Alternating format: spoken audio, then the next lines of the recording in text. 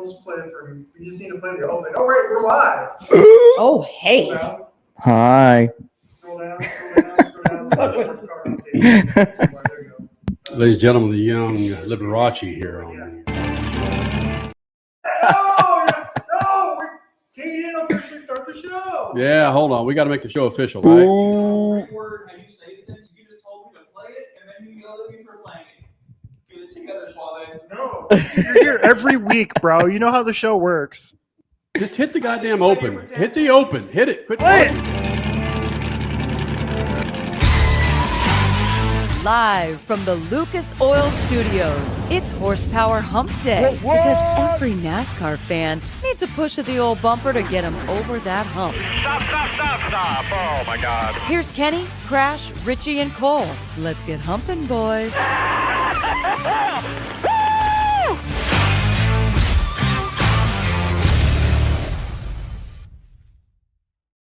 You get that full argument on YouTube between Cody, who's behind the scenes, switching this show for us, and Richard C. Suave. Was that full-fledged? Was that on? Somebody answer the goddamn question. I don't know. I hope so. I do too. I'm pretty sure it was because I did not mute the mics for that. So everybody got to hear that. That is great. That's fine. They It's want fine. that. The girls are fighting. It's all right. We're good. What up, Freak Nation? Coming up in the show, Harrison Burton, a star for the new Netflix series Richard C. Suave and Cole Cusimano have logged on to. And you guys are, what, too deep into the show, right? Yep. Just finished episode 2 before I drove over here. Did you really? You're Yeah, that dedicated to this? Oh, yeah. I love it. As What much did you like as about much it as NASCAR much as so possible. far? I think the story's been told or being told better than the first season so far. And I think the biggest thing for me was that Tell them the name of the show first. NASCAR Full Speed on There you Netflix, go. by Yeah. the way. Steve Letarte and Marty Smith did a great job articulating how the playoff format works and things of that nature. I feel like they didn't get that as well spoken in the first season. So I think this will hook new viewers even more. Got some great inside looks at drivers like Logano and Harrison Burton so far. Yeah. So just more personal stuff. And it's very cinematic, which is why I like it a lot. I know Richie would appreciate that as well. So Very do you have the cinematic. same comments, Richie? It's fine. I don't know what more you want me to say. It looks Like- beautiful. Did Like- you think it was more personal or better personality? I will say stories? this. Yes, Man, I this didn't. is I didn't. gripping conversation. Hey, we're talking about full speed. People I are dying didn't- to know. I did not watch the first season because I didn't really care, to be honest. I saw the season unfold. I watched the playoffs. I know how it ends. But because we are doing our jobs and we are voices for the people, I had to tune in on Wednesday when it dropped, and so I watched the first episode and I was pleasantly surprised. I thought it was a really cool. I like it best. NASCAR Full Speed. I liked Drive to Survive at its best when it's showing the drivers away from the track, because I've already seen the season. I already know how these races played out. Yeah. I don't need to see it again. So when we're seeing Joey Logano hop in this like boat car thing and like get his kids like they're on a water ride in the back seat, I don't know if they were buckled in though. That's the problem. Were they buckled in, Cole? Or were they just hanging out in the back? I was thinking the same thing, and I was like, maybe they shouldn't be buckled in because what if that thing gives out? Then you're trapped in. I was you go actually kind underwater. of scared So, for his kids. They yeah, were right? like he gets Badass back stuff. off. He gets back off the water, and they're like, "Let's go again. Let's go again." I was like, Joey, please make sure your kids are strapped in before you do again. But that's the kind of stuff I love. I love seeing these drivers away from the track. And it was the same thing with Daniel Suarez. We got a look at him with him and his wife Julia, and they have a new cat too. The cat is adorable. The cat was hanging out in their motorhome. That was very cute. So I want more of that, less of like the behind the scenes of the race and the radio calls. I've seen that before. And so, yeah, I like the first episode. Will I watch the rest of the season? I don't know. So one of the stars from this series on Netflix, season 2, is Harrison Burton. He'll be here in the Freak Nation. Harrison Burton, who is not running in the Cup Series this year, but is kicking some ass in the Xfinity Series for AM Racing. You might remember that name because of one Haley Deegan, who ran for AM Racing. And I'm not going to get off on a tangent. I'm not going to go into that portion that sometimes the rabbit holes just come fast and furious. 8. The numbers that Harrison Burton is putting together with AM Racing versus what Haley Deegan and the other fill-ins did last year is bananas. It's like night and day. Yes. Mm-hmm. So Harrison Burton, who I'm saying, frankly, is running for an Xfinity Series championship, frankly, doing basically what Cole Custer did, where he got demoted down to the Xfinity Series, grabbed himself a championship, then booted back up to the Cup Series. Maybe the same thing's going to happen with Harrison Burton. Think about it. How old is Harrison Burton? Is he 24? Is he 25? He still has his entire career ahead of him. So, yeah, if he goes to one series, learns a little bit more, is able to bounce back at the top end of it, so what? That's amazing. It makes for part of the great story. Two-time Indy 500 winner Joseph Newgarden will join us a bit here in the Freak Nation for Horsepower Hump Day from Lucas Oil Studios. We caught up with him yesterday. He was doing the Worldwide Technology Raceway Extravaganza when they bring in drivers, and they've got them for like 8 hours, and they just push these drivers through every media outlet that they can. And he had to play soccer, too. Oh, that's right. That was before us, wasn't it? Everything was before us. We were his very last of the day. Yeah, that's the last. You could. Right, exactly. This is a great tease. It's probably one of the greatest interviews that Joseph Newgarden hasn't done with us that you'll see.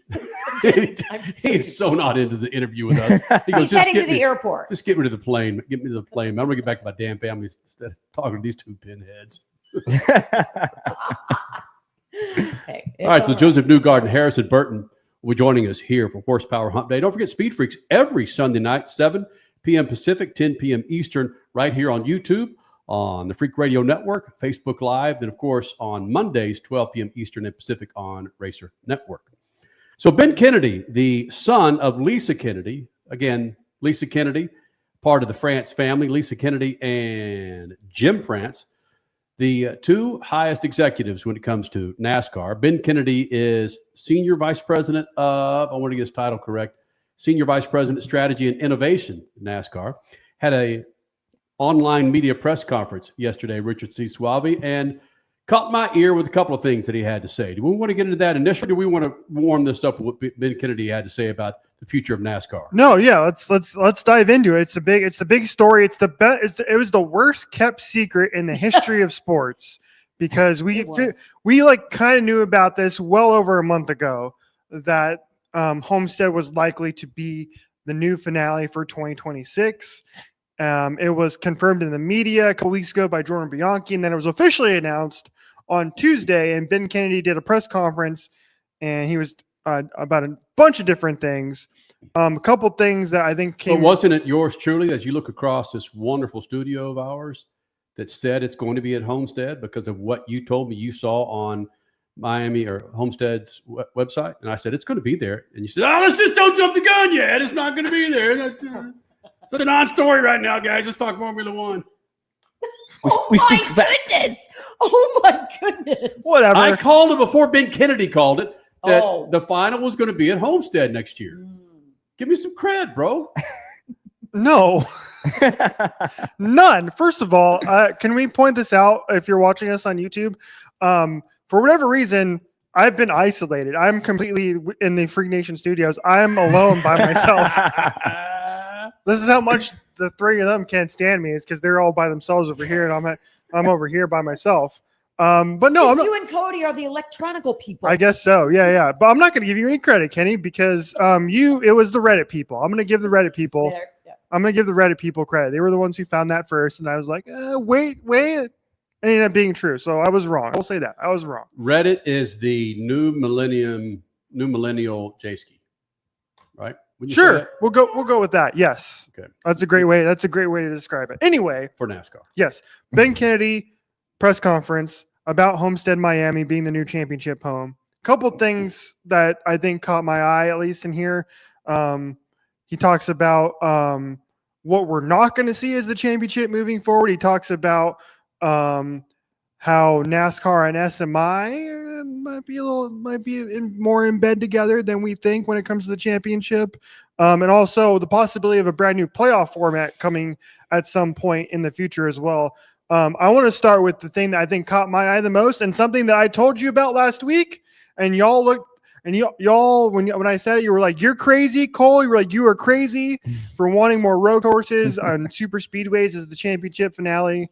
So here is Ben Kennedy's response to being asked about if we will see a super speedway or a road course hosting the championship finale anytime soon. that was another variable that we discussed is what's on the table and what's off the table for a championship location. And, never say never, but, I think we've unanimously agreed that it needs to look and feel like what we would expect traditional NASCAR racing to look and feel like. So short tracks, intermediate tracks, mile tracks are all on the board. Super speedways, I think we all feel like right now we wouldn't consider that as a championship venue. Not that Daytona isn't a championship caliber venue. It is for sure. It checks every single box except that box. When we go to Homestead, Miami, or Phoenix, or wherever it might be in the future, that there is a lot of strategy, and that a lot of our championship drivers are also contending for the victory at the end of that race. So we talked about that. We've talked about road courses as well. Again, never say never, but road courses are probably lower on the list as we think about championship venues. So we're really going to hone in on short tracks, and I would say 1.5 miles for now. Yeah, so let's just go with the fact that, we're not going to put our championship at a place like Daytona or Talladega, but Daytona specifically because it's a super speedway. And does it check all the boxes? Absolutely. But it's so risky to put the championship there because we kick our season off there. You kicked your freaking season off there with your Super Bowl. Why not bookend it? Stop it with there's too many variables, because then why is your Super Bowl there? It makes no sense to me. I can take it. Go ahead, Richie. No, I mean, I said my piece last week, but the thing that I understand, I said last week that I would love to see a super speedway host a championship race, and I'm just going to stand by that. But I understand why people don't want to see it, because it is a roll of the dice and a luck of the draw. But that's part of what would make me interested in seeing a championship race there. But just poo-pooing road courses and saying it's at the bottom of the list is the thing that kind of irks me off here for a sport that, and a leadership that we've all talked about and praised over the last, 4 or 5 years, really, where they seemingly are able to adapt a little bit better than they ever have compared to 25 years ago when you guys started SpeedFreaks, right? Mm-hmm. And if we would have gone back 25 years ago and told you how NASCAR now, you probably would have thought you were crazy. Oh, without question. Right? Yeah. And so for them to go and poo-poo it like this is a little strange to me for a sport that seemingly is able to adapt. And so I don't understand the poo-pooing of the road courses And here. I love how he poo-pooed it with that big black and white picture Yes. of Chicago right behind him. I'm like, oh, Ben, come That's on. the first time I've heard that soundbite. And the only thing that I heard or read about it was in a text between us. Oh, right. And now hearing Ben Kennedy's soundbite, so you say there's still a chance. He didn't say no. He didn't say no. Absolutely not. Never, ever. He didn't go Big Bill France Sr. or Jr. He realized that he's barking what his mom's telling him and what his uncle's telling him. And him being a younger individual knows that things can change and things will change. And I went back and looked at Daytona 500 winners, let's say, for the last 15 years. And one of the things that concerns us with our discussion is the outliers have a chance to win Daytona. Mm-hmm. How many outliers do you think there's been since, when I say outliers, drivers that aren't perceived to be in championship form start of the season? Only one I can think of is Michael McDowell. Other than that, it's been your Byrons and your D. Hamlins. And, Your Daytona 500 winners Austin Cindric could have been have been an outlier. William At Byron, the time. Harrison Burton. Stenhouse, outlier. Okay, Stenhouse outlier. Austin Cindric, At Michael the time, he was an outlier. Michael McDowell. Then you got Denny Hamlin. Then here's an outlier: Austin Dillon. Then Kurt Busch, Denny Hamlin, Joey Logano, Dale Earnhardt Jr., Jimmy Johnson, Matt Kenseth. Outlier: Trevor Bayne, Jamie McMurray, Matt Kenseth, Ryan Newman, Kevin So Harvick. it's Jimmy Johnson. arguably 25%. So it's not as if we've had so many gnarly freaking Daytona 500 winners. We've had, relatively speaking, the majority of these winners on teams that you would think would be contending Cole Cusimano through the end of the year. Right. I mean, so I think my problem with the super speedways is the fact that there's too much uncertainty in regards to crashes and whatnot. There's also the competitive aspect as well. I feel like for the intermediate tracks, the short tracks, I think pit stops come into play more. Obviously, you're not relying on fuel saving and all these different variables that I feel like don't really make a compelling race as like a 1.5 mile track. So Right. that'd be my only thing against Daytona and If we're- Talladega. If we're rotating it though, you hear teams bitch and moan about playing an outdoor Super Bowl where the chances of the weather could affect. If you know that in 2029 Daytona is going to be where the championship is, then in 2028 it's going to be Vegas. I could see him saying Daytona is not going to be for the next 5 years. I understand that, but just to mix it up a bit, I know exactly what you're saying, and frankly, I agree with it. There's so many variables there, but that's part of the sport. It's Daytona. It's not Kentucky. It's effing Daytona. I like what Crash is saying about bookending it. I'd have no problem with that for 1 year. What are NASCAR fans going to do? Be so upset, and then come February, there's still going to be 6 million people watching that G-Dam race, and it's going to be sold out. Yeah. NASCAR has the fans by the balls. NASCAR can do whatever they freaking want. They want to do, man. We're going to be sitting here talking about this collected paychecks because there's a series out there where people actually give a shit that we talk about. Man. It's like I want to point this out too, that generally in the current format, and Ben Kennedy, Cody had this one ready where he talks about the new playoff format. But in the current playoff format, generally you have 4 drivers make it obviously the championship race. And I would argue that most of the time that is a situation in which all 4 of those drivers are worthy of winning the championship. They got there for a reason. They earned their place by winning races when it mattered, just like Joey Logano. And so in a situation in which you have a Daytona, and let's say they all crash out, and so the highest, say the championship winning driver finishes 30th. I don't have a problem with that. I really don't, because they earn their place and all 4 of those drivers are championship caliber. And that's okay. I think that would be cool. It would just be a wild situation that would be kind of unprecedented in sports where we don't get that often. But hold on, Richie. Yeah. Let's play on that a second. Let's say that, again, the championship is in 30th place, the championship winner. Then you have these teams that are taking their cars back in the garage and they're going bananas trying to get that car back. They may be 66 laps down, but damn it, they're on the track. Yes. And the Unless that story car- there is Yeah. huge. So again, Okay. I understand the traditionalists. The youngest cat on the set is the traditionalist here, Cole Cusimano. You're welcome. And we know it's probably not going to happen, but Kennedy, there's so many times there he said, never say never. So and one other thing, road course racing.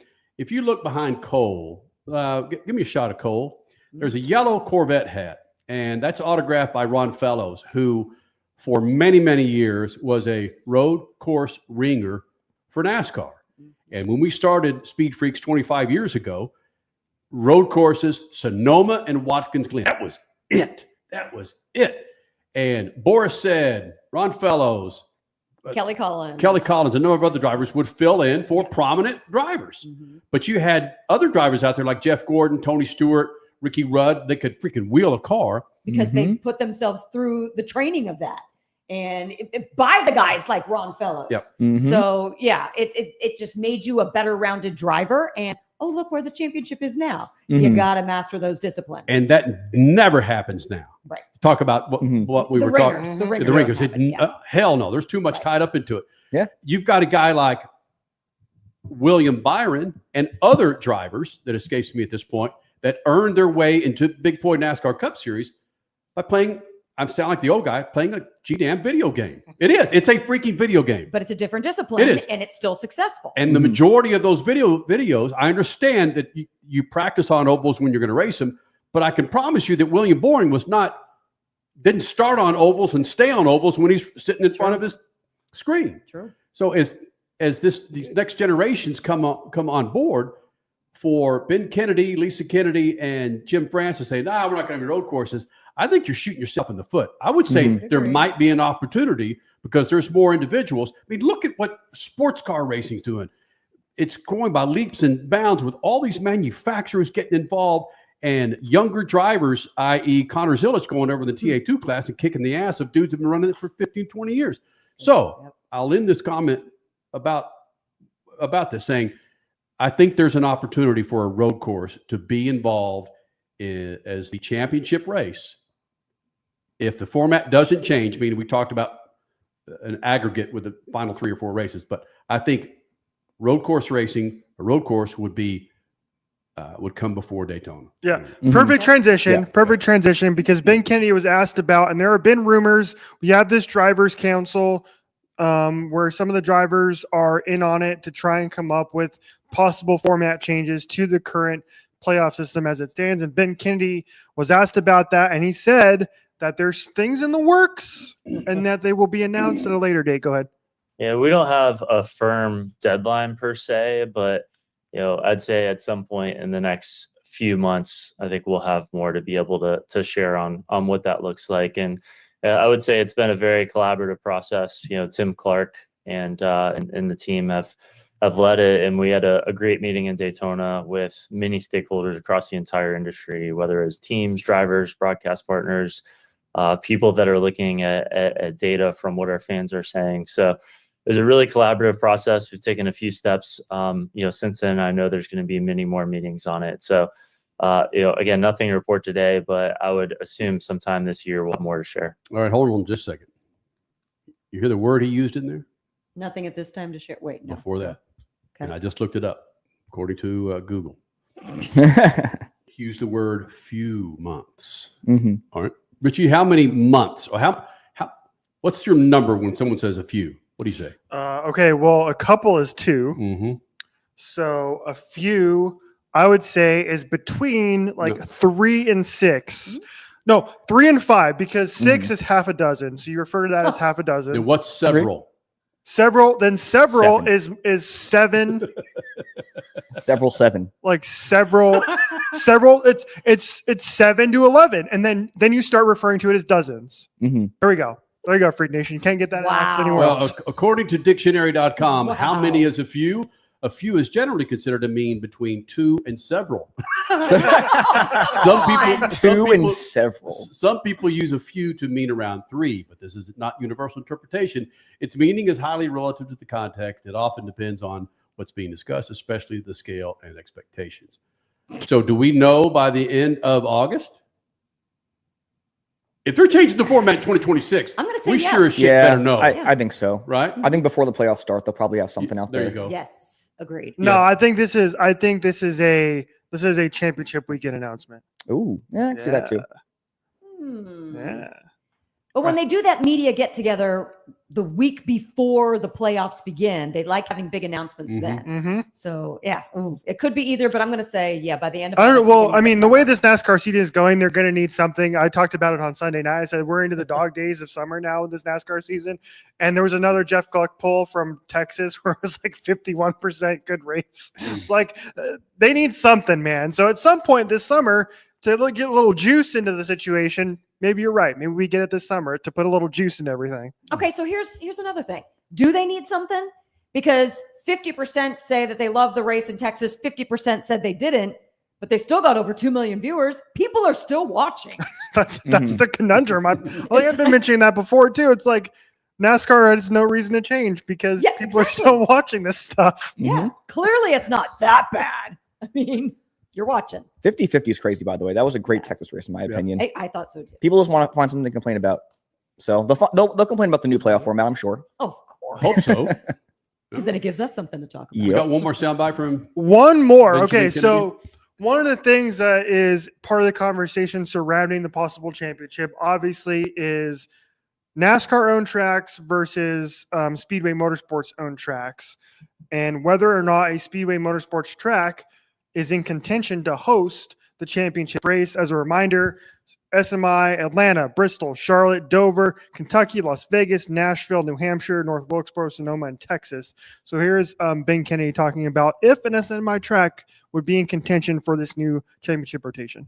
I think anything is on the table at this point, to be honest, whether it's NASCAR property or elsewhere. And I think the great part about it is we have a good relationship with Speedway Motorsports, and they have many prominent events in the playoffs, cutoff races at the Charlotte Roval and Bristol, and a handful of others. So, nothing to report today on exactly where we would be considering or where those properties might be. But, I think all cards are on the table at this point. All cards. Well, probably not a Richmond, but come on, you can't tell me Atlanta, Vegas. Oh, help me out. Okay, maybe not a Bristol, but Atlanta and Vegas, they got to be the number 1 and number 2 for SMI. I mean, agree. it's a short list because I think we were talking about this before the show. They were talking about a Holler Talk too. Oh, Holler yeah. Talk, Ew. Holler Talk. That because it's in November, Yeah. right? Your options are limited because Mhm. basically you go anywhere north of a certain point. It's like, well, it's going to be too cold. It's going to be snowy, whatever. So you're looking at the southern part of the United States, and it just so happens. Oh, Texas. What am I thinking? It just so happens that Speedway Motorsports happens to have a decent amount of options in the southern portions of the United States. That would be great hosts. So that would be Atlanta, Texas, and Vegas. Yeah, Charlotte is a very Oh, popular Charlotte one as maybe. well. Sonoma in 2030. Ooh, but then that's that road course. Yeah. And don't they also have Coda? Or there's a partnership with Coda? Coda's privately owned, but Right. SMI is the promoter. Yeah, because SMI Yeah. and Echo Park, and they're all together. Okay. Yeah, I learned a little bit about that when I was at Texas. The Coda personnel figuratively just step away, and Oh, wow. SMI goes bam and handles everything For the in Coda. NASCAR weekend only, For the NASCAR weekend, not only. for F1, no, not no, for sports cars. just for NASCAR. Okay. Bam, they go in. It's just like it's privately owned or whoever owns Coda, but for NASCAR weekend, SMI goes in there and it's their Wow. track. Oh, Yeah. wow, that is Interesting. It is interesting. their track. Oh, there's some other things I learned too that we won't drop on this snappy little program here. Jeez. That's no fun. Thanks for the tease. Yeah, And here's, seriously. I want to go to our YouTube, our Facebook comments today. Mm. We got a couple of people chiming in, Colin and Randy chiming in. Colin says, "What about the possibility of the Charlotte Roval as a championship Oh. race?" Love it. Now there's No. Love Cole's it. shaking his there's head no. now that see this is why we compromise, ladies and gentlemen, because is that not the perfect compromise? You get your oval and your road course at the same time. Then why not go to wow. freaking Daytona road course? And then it's a Daytona There's that road too, yeah. course. Yeah. Yeah. why not? Genius, that'd be great. Yeah, there's a compromise. There you go. See where everybody can get along. Get our Cole. We need to get a get along T-shirt sometimes. Have you guys seen those? Just hug it out. The memes. Mm. You haven't seen those memes with the get along T-shirt? And it's No. the two people and they're wearing the big, gigantic, oversized T-shirt and together, and it just says "get along" T-shirt. No. I gotta see it now. Oh my god! Yeah, No. I Hey, swear listen, sometimes I live in a different world than the we rest of act you. like all this conversation is so far fetched, but again, 20 plus years ago, we were again on top of these tables screaming that IndyCar should team up with NASCAR, NHRA should team up with IndyCar. We should have a Super Bowl weekend of all the motorsports together, which would be Vegas or Charlotte or It's Texas. coming. Trust me, it is coming. We have seen IndyCar teaming up with NASCAR. We saw it at Indianapolis Motor Speedway. We saw it happen there. Speaking of SMI, with SMI owning all the drag strips, I'm telling you, it is coming. Well, the minute the playoffs were introduced, the absolute minute they were introduced on our Sunday show, Statman was screaming. He's like, why is there no road course? You have two, at the time, only two races in your schedule. Why, of the last 10, you're going to put 0? And now look what's happened. Yep. That's also evolved. So yeah, things change. Real quick, Evolution. Randy's comment too. He says the rotation for the championship should be Phoenix, Homestead, Las Vegas, and possibly Atlanta. Those are seemingly the big front runners that I've seen talked about on social media so far. I would agree. Definitely agree. Yeah, because I think you're getting the best of both worlds with if you want a drafting track in the championship rotation. Atlanta's a mile and a half, and it has speedway properties, obviously. And you have tracks like Vegas, Charlotte, and Phoenix that are very technically difficult. And I think it requires a complete team effort and for the entire crew to shine in order to win the championship. So that's why I like Phoenix and these mile and a half tracks, because you get the team kind of shows out more, the driver show out more. Better product as well with this current car. And with the rotation, you're not just going exclusively off last year's notes at this exact same weekend with this exact same weather. So the rotation adds yet another variable to it. Yep. I mean, that's the cool thing about Homestead, Cole, is that with Phoenix, there are 2 dates. And so teams can use, in a way, even though the weather is completely different, they can use that first Phoenix date as a test, more or less, right, for the fall race. Whereas now Homestead is that's the lone race they're going to get is the championship race. So they're not going to be able to have the amount of data that they have on Phoenix. And I think that's going to be, at least for 2026, I think that's going to be really cool little kind of little nugget to have for that championship race. And it's going to make it a little bit tougher on these teams. I agree. Same thing with Vegas. Vegas as well. Vegas has 2 races. Charlotte only has the one also, though. That'd be a good one as well. Charlotte Homestead. Right. Because this second one is the Roval. Mm-hmm. Good point. Mm-hmm. Man, I was about to cure cancer with a comment, but I forgot it. Son of a gun. We're talking road courses. We're talking championships. Mm-hmm. Son of a gun. It was coming too. God dang it. You'll get Aging there. sucks. It's just part of getting older. That's such a weak thing to say. No, it is, because my aging memory has nothing to freaking do with it. my memory is crap because of getting older. Oh, I think absolutely. earlier, Cody's like 30 years younger than me, and he and I were trying to figure out something a while ago, and it's like, it has nothing to do with age. It's just, we got a lot of shit going on. Fair enough. I'll take you. Heard that. Whatever. I hate that. Dude's my Really? age. Oh, Kenny, it sucks getting old. Well, lick me. No, I never said it sucks getting older, but I will say that there are certain parts of this body that either hurt or just kind of go away. That's brain cells. Well, freaking eat right, exercise, do what our freaking ancestors did back in the day, and just do the right damn thing. And then they live to be 40. No, well, hell. Still didn't help unclog my freaking mind to get that damn comment that I had about to drop out there. Like I said, going to cure something. Son of a bitch. And I had it too. All right. Harrison Burton, Full Speed, debuts actually today. Yes. On Netflix. Evidently, they didn't drop all of them. Mm-hmm. Yep. Full season. Really? Yep. Man, I thought we were getting back to where, like, whether it was White Lotus or the studio, where they're dropping them weekly. I think Netflix is usually pretty good about dropping the entire season. You have some bigger, like, streaming services like the HBO Max and such that builds you weekly releases. Freaking. There's only 5 episodes, dude. It's True. not like they're That's dropping true. 22 episodes at once. Yeah. Good point. You might as well just binge in a day. Yeah. Mhm. We got the Harrison Burton ready to go. I said this prior to us going live, Freak Nation. If it's not happening, it's got to it's going to happen. NASCAR is going to do everything in their power to get Harrison Burton back into the Cup Series and in a ride that actually can win a championship, because this guy is so spot on. A great communicator, has some of his dad's flair, Jeff Burton, his old man. Of course, we'll see him on NBC. But I want Harrison Burton back in the Cup car. In fact, I want him to win the Xfinity Series so we can hear more from this guy and then move up into a damn good Cup car so we can hear more from Harrison Burton. He joins us now. SpeedFreaks Pits, Lucas Oil Studios. Hey, Freak Nation. It's the first time that Harrison Burton's been in the Freak Nation, I believe. But it's not the first time a Burton's been in here. Harrison Burton, again, last year in the Cup Series and now kicking some ass in the Xfinity Series, joining us here in the Freak Nation. We're going to talk about Full Speed Season 2 coming up on Netflix in moments. But Harrison, I said this just before us going live with you. You've lived the life of several people, given where you've come from to the Cup Series, to the Xfinity Series. Has your dad or somebody, maybe your mom, been a mental coach for young Harrison Burton through all the trials and tribulations? I think everyone around me has, right? Like, I've got this great support system around me, whether it's my dad, whether it's my mom, my fiance.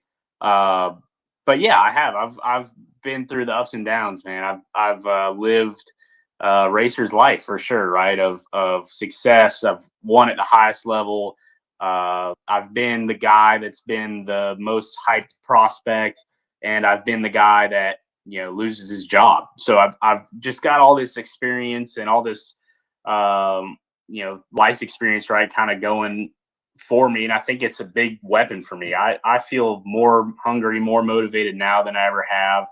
I just want to be successful in this sport, and I know I can do it. That's the thing that's frustrating, but also encouraging, right? Is the days that you don't do it, you're like, why not? I know I can. It's a battle that I think a lot of racers go through. Something that I think, I didn't know this, right? But my dad went through, Dale Jarrett went through. So I had all these people reach out to me when I lost the Wood Brothers job. Like, hey man, this isn't over. You're 24 years old. get back up on the saddle and go. And that's been, I think words that I've lived by and now starting to see the results in the Xfinity series. Not that when you just said your age, it just reminded me of my story. This is not about me, but I do want to say this just real quick. At 24, I declared bankruptcy and moved out to Los Angeles to get an acting job. I mean, lo and behold, I got this gig through my agent, which was amazing 25 years later. But yeah, it's like nothing is over in your mid-20s. I mean, the world is still completely at your feet. And where you really impressed me after your Daytona win last year and then making it into the playoffs, and then people did, some of the media wanted to be like, hey, but you lost your ride. It's like your first reaction to some of those questions were, hey, I can't wait to take what I've learned in the Cup Series and apply it to this Xfinity ride. My mind was blown. I thought that's a guy that's going places. It's about the ebbs and flows and how you handle them. Yeah, no doubt. And that's something that I think is one of my biggest strengths. And also, I was so lucky to have a great relationship with everyone at the Wood Brothers that it was no like, bad feelings, right? Like they truly care about me. They still send me stuff. It's their 75th season. You can see right there. It's something that they sent me for, their 75th season, or Leonard Woods built me RC cars that you can see in the background as well. So like, I have a great relationship with that group. So it made it a way less bitter taste in my mouth. Right. And it was really, to me, about self-reflection and what I can do to be better. And I feel I'm doing those things, to be better, and it's starting to show in the AM racing team. And, we're turning that program around, which I'm super excited about. And we've got the right people over there. So yeah, obviously for me, it's all been about moving forward and what's next. And that's been the biggest weapon of mine. And I've raced the best drivers in the world for the past 3 years. So I've learned a lot. And I feel I can take that with me to the future. And hopefully when I get back to the Cup Series, I'll be, ready to go again and understand and fire off with some pace. Okay, yes, relationships matter, as you clearly already know at your ripe young age. But I'm going to go off of something else you just said right there. The best drivers in the world he raced against for 3 years. Formula One doesn't want to deal with that. IndyCar doesn't want to deal with that. Now we got an argument going with NHRA versus IndyCar on this whole Fox network. But that's what reality shows do. It's like, fine, you want to get to know us to find out who truly is the best athlete, the best driver, the best personality in this sport. Full speed. There it is. So what are we going to see from you, Harrison Burton?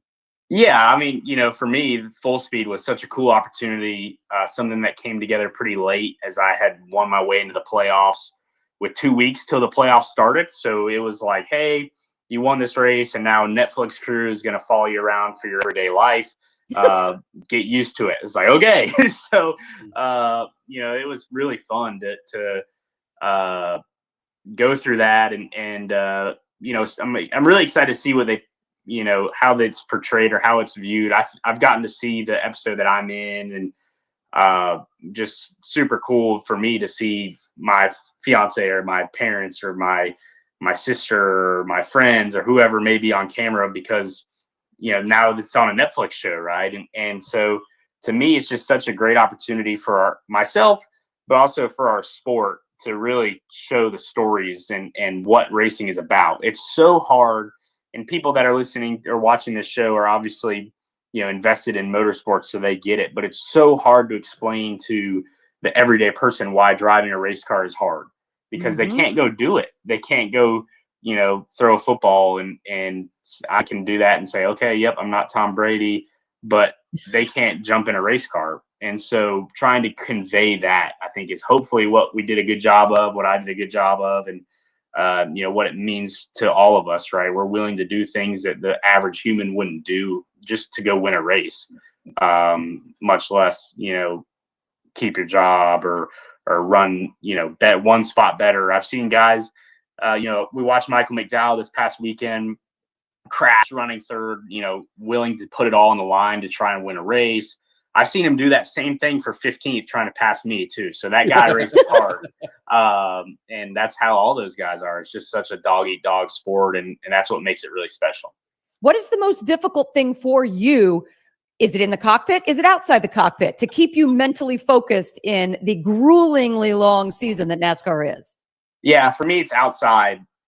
When I'm in the race car, I'm locked in, right? And that's what's really unfortunate about that. The way my brain just works is I'm able to tune out the rest of the world for 3 or 4 hours and go to a different place and focus on being the best race car driver I can be. For me, the hardest thing is outside the race car, getting distracted or whatever is not really been a problem for me. I don't have all these distractions in my life, but prioritizing things, right?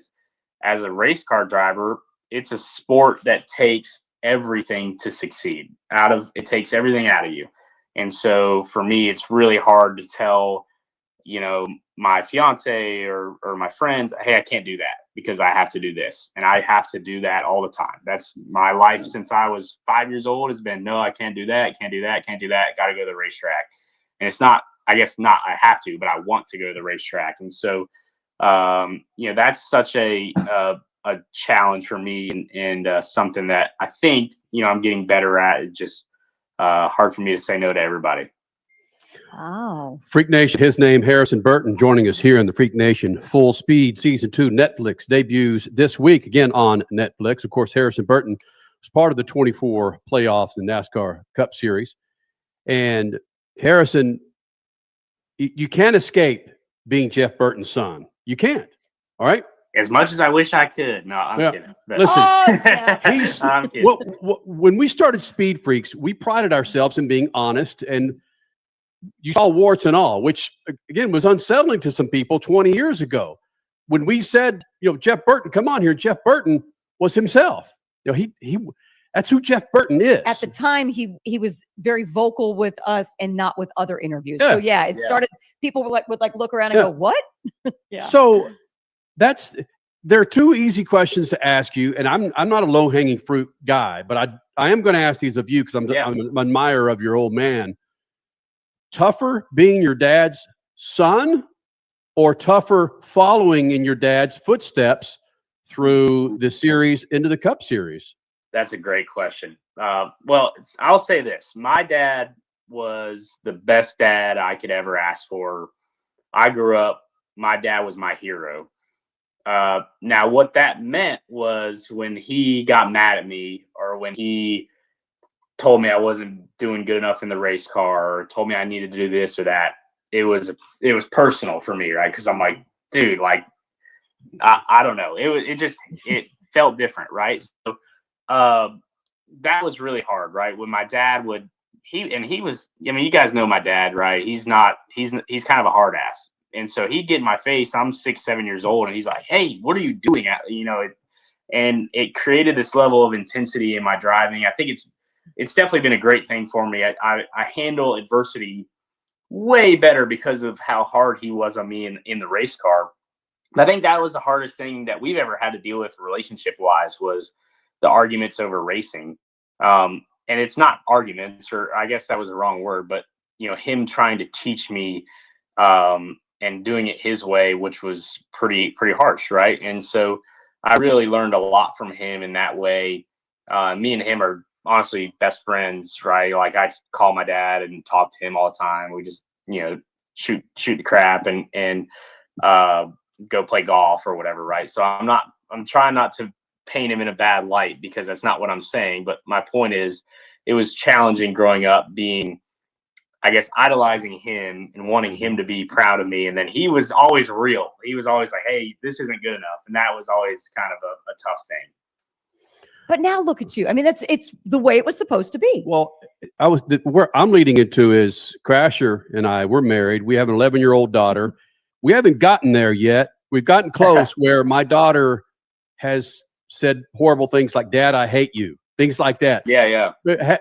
Do you remember an instance where you looked at your old man and said, Dad, I hate you.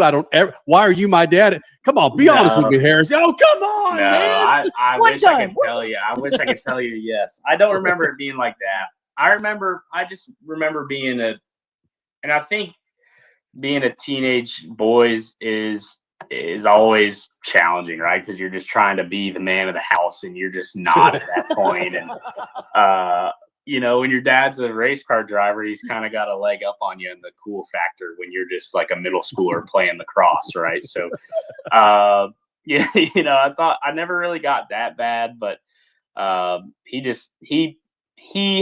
held his kids to a really high standard. My sister and I both. It wasn't just me.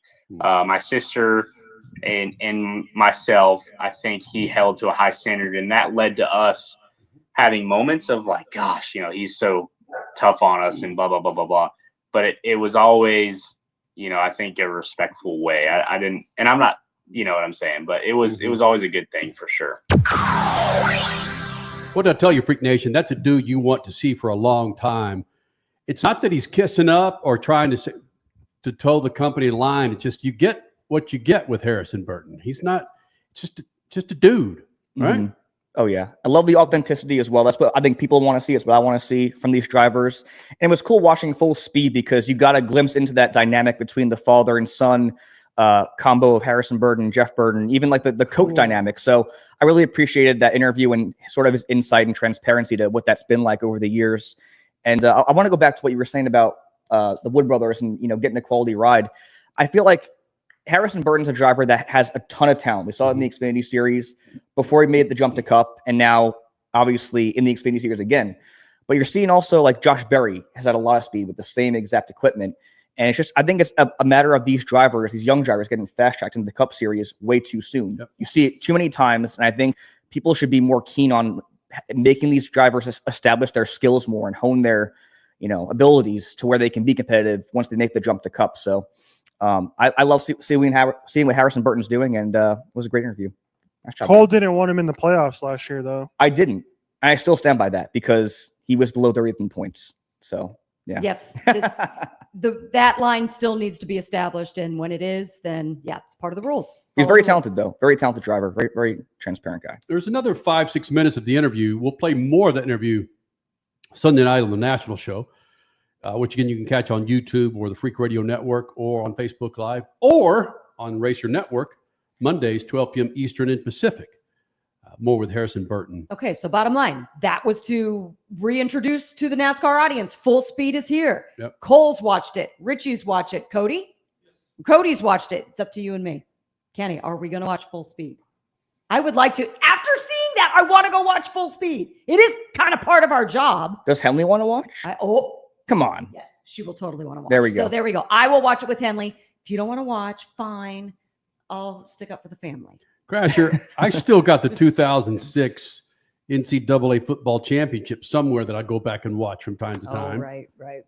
Hook 'em, Longhorns when over. Texas beat USC. Absolutely. So, and I say that because I'm one of those guys, I can't watch a pre-recorded or a recorded sporting event because I want to know who won the goddamn thing.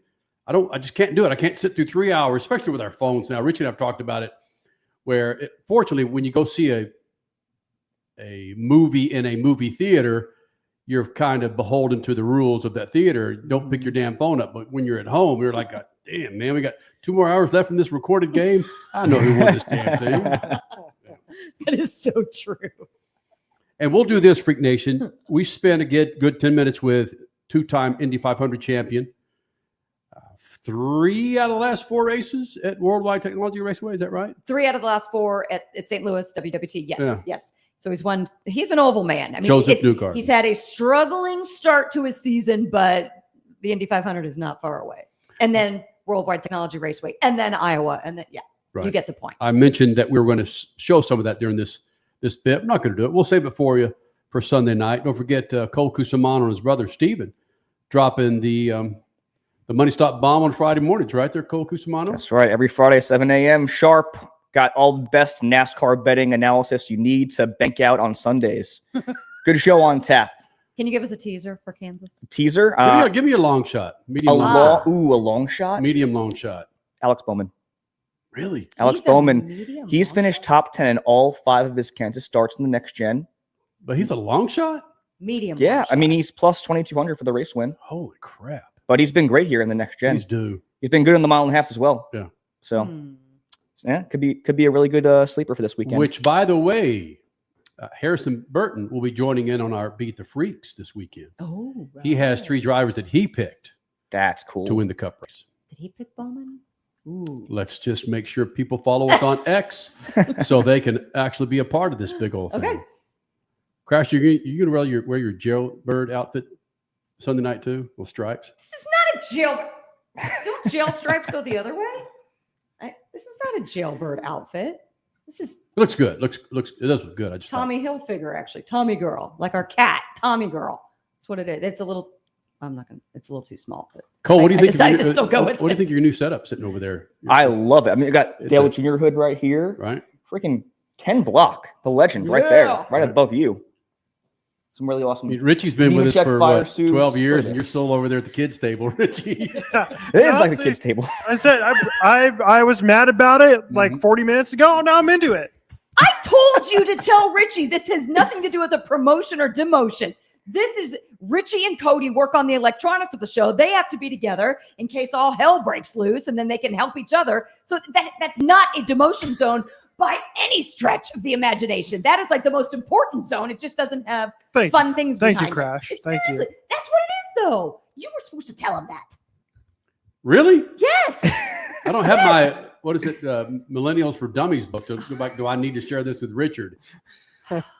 Right? Crasher, as I said, Richard C. Suave has said, when we do live interviews, he would prefer not to do live interviews. Okay? Right. That's right. why Cole Cusimano is sitting over here. Am I No, that's true. spewing truth there, Richard? Absolutely, yeah. Yeah. Yeah, I'm not an interview guy. That's not my thing. But he's very good at content. He's very good at discussions, and he's very good at whatever all those chords are. And pissing off Kyle Larson fans. Yes. Hey, he's the favorite this weekend for Kansas again. Mm-hmm. Yeah, he helped me win Beat the Freaks this past weekend, so maybe I'll take him again. Oh, wow. Yeah. Holy. Does Cole Cusimano Bombshell. know what's over your left shoulder? Hello? Left shoulder. Do you know what's over his left shoulder, Cole The Cusimano? blue book. It's been longer than 5 good minutes. I mean, of, I see Formula F1. Mhm. I see F1. USGP. My first Formula One race, the USGP. There is the, what do the kids call them nowadays? Programs. Programs. Yeah, right there. Richie's over his shoulder. He's had Formula One the entire time. I like that pylon too. Is that a Indy pylon? That is 1969 Mario Andretti's win pylon. That's badass. So it's the old look of the pylon at the end of the race with Mario with the win. Very cool. How we roll here in the Freak Nation. Mm-hmm. So just, I'll announce it live right now. Cody, you're going to be doing Sunday Night Show live from your porch. Your porch. Is that what we're calling that area now? The porch? All right. You're going to be doing it Sunday night, so don't be effing it up. I got the whole rest of the week to stress now. Yep. You got it. Richie didn't even know that, but I'm tired of Richie freaking carrying the water for you, man. Did you know that Michael Schumacher won that race? I looked that up. Kimi Räikkönen was P2 in that race, and Heinz Harald Frentzen. Oh, jeez. Yeah, the he legend. had a good personality. I liked The it. legendary. I don't think I've ever heard of this guy, but yeah, Really? he finished on the podium. Crasher, hold up that Racer magazine. Which one? That one. This one? Look at that. Oh, yeah. Pablo? Nice. One giant leap. Oh, should we go to a certain page? Yeah, go to the page. Oh, Oh, wait, just past it. Look at this advertisement Oh, in damn it. Racer magazine. We've been doing things with Racer for well over 20 years. What's the date on that one? November 2003, same year as that F1 Right. program. Sorry, I'm clearly not. Fantastic. Yeah, this is great. And this Riveting. is- we'll just edit this out of the show. No, real people want to know. Crasher, you just passed it. No, I didn't. There it is. Look at this ad. Woo! Oh. Hey, look at that. Now that is badass. Yeah, and look. Is that Kyle Petty right next Look to what he's us? saying. Look at the quote from Kyle Petty. I'm the only person With skin in the here game. who's got skin in the game. All these other people can get a job somewhere else. That's awesome.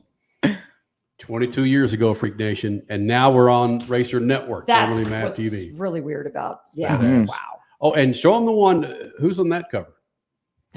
Show and tell. I love this Yeah, I show. did, right? It's a new segment every What week. year is this? Show and tell with Crash Oh, Gladys. December 2003. Is that what? That No, is it's not. That's not. It's not Villeneuve. It's either. Oh, come on. Patrick Carpentier or Is that Carpentier? Who is that?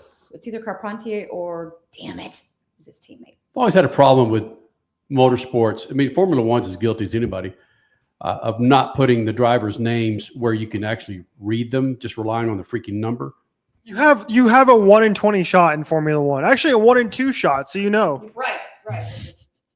Great. Who's that crasher? Paul Tracy. There it is. Perfect. Wow. That's right. He did drive There for it them. is. Before it went Team Cool Green. Yep. It was Karts battle. There it is. All right, we got the outro ready to go, guys? Okay. we I are got the it. We'll do it again Sunday night, Freak Nation, on the Freak Radio Network, YouTube, Facebook Live. If you miss a Sunday night, you can catch the damn show, the new episodes every Monday, 12 o'clock Eastern and Pacific. Be sure to follow us on X for your shot at Channel Tires. Facebook, we're there for you. Instagram and the website, speedfreaks.tv. Later.